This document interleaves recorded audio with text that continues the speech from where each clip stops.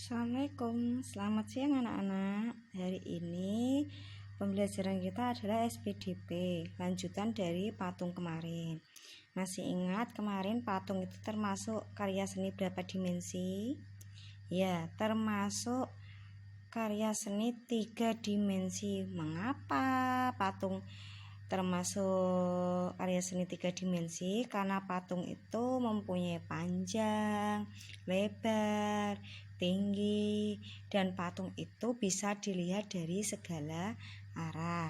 Makanya patung itu termasuk karya seni 3 dimensi. Beda dengan lukisan. Lukisan itu termasuk karya seni 2 dimensi. Nah, sekarang masih kita mengingat kemarin bahwa patung menurut fungsinya ada 5. Ada berfungsi sebagai monumen, sebagai dekoratif, sebagai ibadah, religi, terus sebagai apalagi dekoratif untuk hiasan taman, sebagai untuk monumen,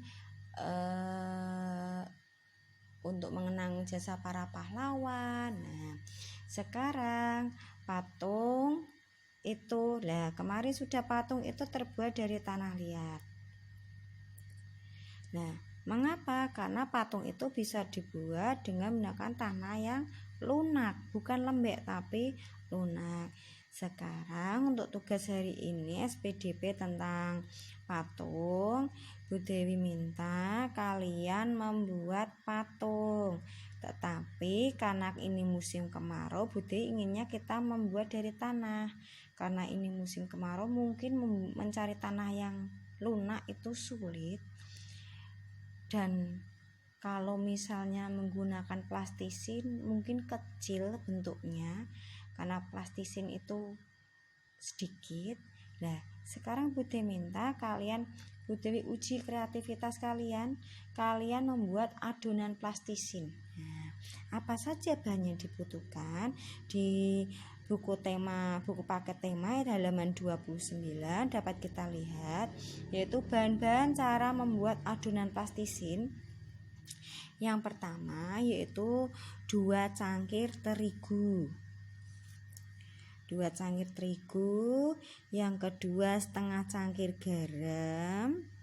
Yang ketiga 2 sendok makan minyak sayur. Minyak sayur itu bisa diganti menggunakan minyak goreng. Terus bahan yang keempat yaitu 1,5 cangkir air hangat. Yang kelima pewarna makanan. Kan tidak mungkin kita mau buat warna putih, ya kita buat warna, misalnya saya mau buat guci Bu, guci saya itu mau warnanya biru, ya diberi pewarna warna biru.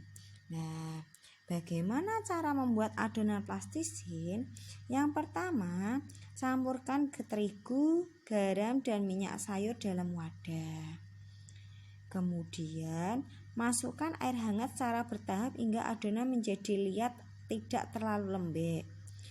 Gulung dan remas-remas adonan hingga bercampur dengan sempurna, seperti membuat slime itu ya slime dari terigu.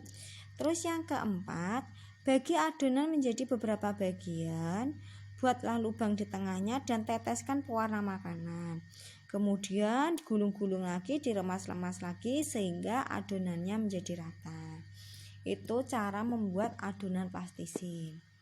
Setelah itu Bu Dewi minta kalian membuat patung dari adonan plastisin yang kalian buat. Mau buat apa Bu? Bebas. Mau buat hewan? Monggo. Mau Bu, saya mau buat buah Bu.